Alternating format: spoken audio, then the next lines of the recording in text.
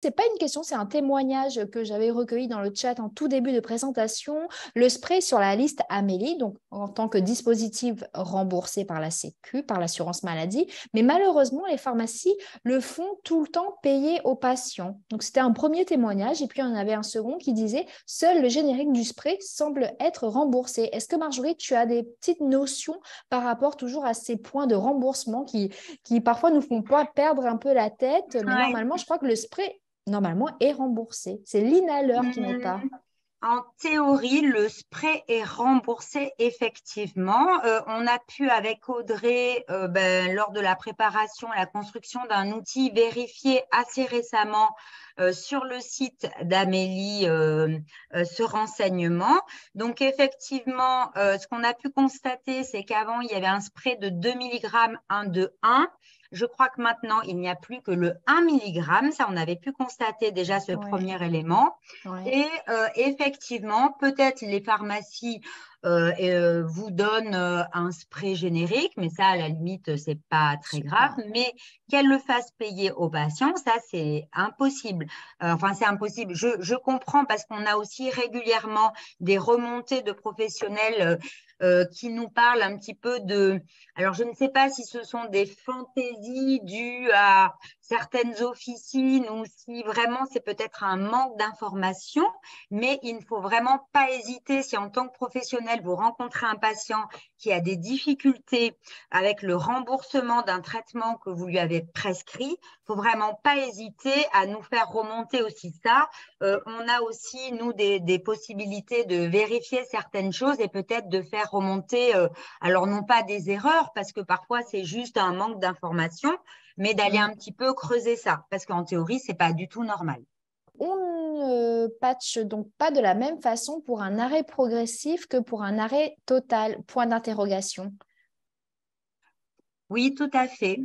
C'est-à-dire que pour un arrêt total, on va vraiment se baser sur le nombre de cigarettes fumées un jour sans limite, sur le temps entre le réveil et la première cigarette.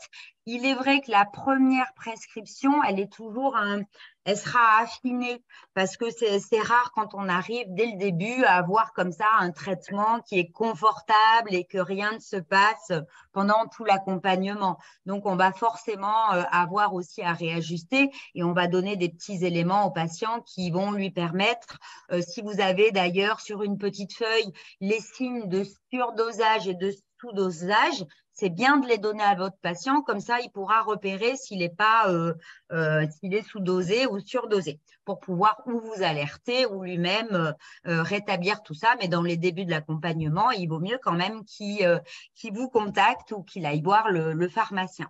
Mais effectivement, on ne va pas patcher de la même façon puisque dans l'arrêt total, on doit vraiment couvrir tous les besoins du patient et puis répondre aux différents cravings. Voilà. Donc, cette personne-là, on va lui mettre un patch et après, on va lui proposer de la nicotine rapide sur les moments de fortes envies de fumer.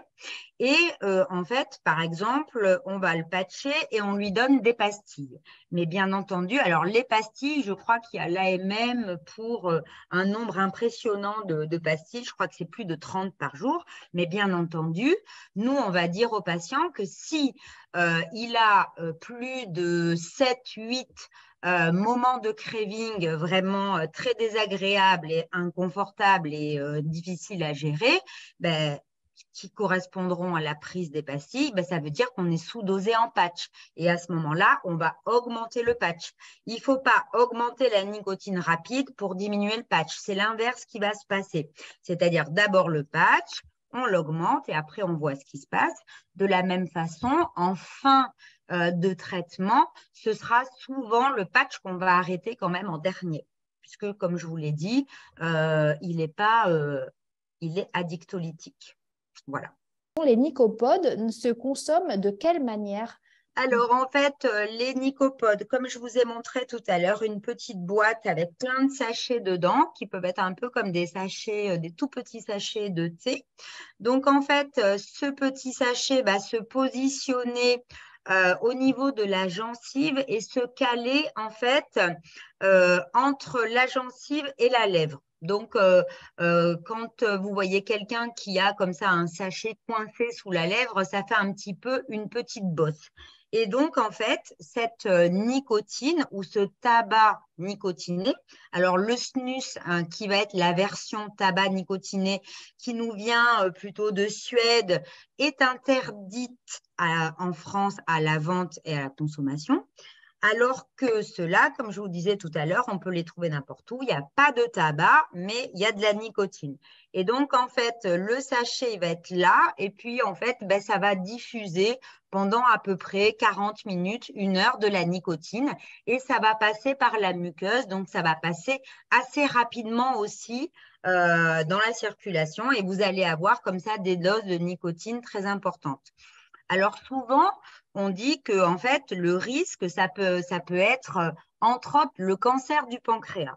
Mais en fait, le cancer du pancréas, il peut arriver au bout de 30, 40 ans de consommation de ces sachets-là.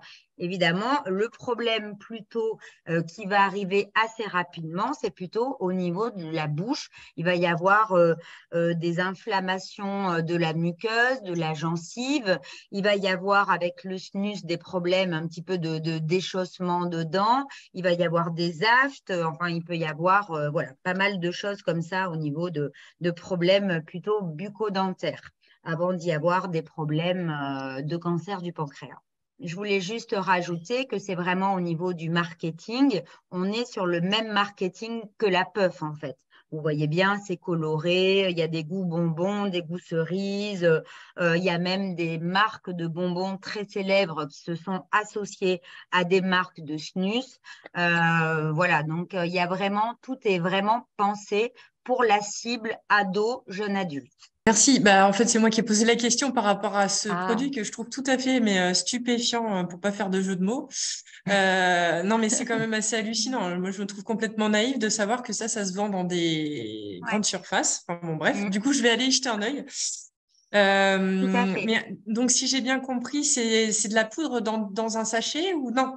C'est Oui, quoi c'est comme... de la Ouais, poudre dans un sachet et c'est en fait de la poudre mélangée à de ouais. la nicotine en fait.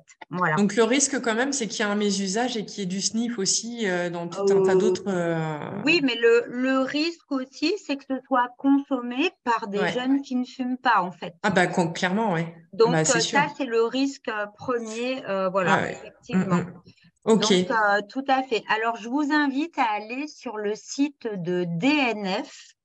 Alors, en fait, sur ce site-là, on a pu trouver une infographie qui est très intéressante et c'est un poster que vous pouvez télécharger et imprimer après en A3 où vous avez d'un côté le snus et d'un côté, alors le mot français pour nicopode, c'est push. Pouche. C'est ça, je crois. Oui, c'est ça. Parce que c'est assez nouveau. Et en fait, il y a beaucoup d'assauts et de professionnels qui sont en train de se mobiliser pour créer du contenu, pour informer non seulement les professionnels, mais aussi les parents et les jeunes eux-mêmes. Voilà. Par rapport à ces petits sachets, comme on est aussi dans la réduction des risques, et ça c'est très important, on a aussi des petits conseils qu'on doit donner s'il y a consommation, notamment de ne pas commander sur Internet n'importe quoi, d'éviter, comme on voit passer des challenges un peu sur les réseaux sociaux. Alors, par exemple, avec ces petits sachets, le challenge, ça va être d'en mettre 4 à la fois. Donc, vous imaginez le taux de nicotine qui arrive dans le corps de ceux qui mettent 4 sachets dans la bouche, mais c'est des challenges qui sont lancés. Donc, faire attention à ça, toujours essayer de garder un esprit critique de la part des jeunes par rapport à tout ça. Bien se rincer la bouche après l'avoir consommé, éviter de s'endormir avec le snus toujours en place dans la bouche. Voilà, on essaye comme ça de donner des petits conseils également si malgré tout il y a consommation.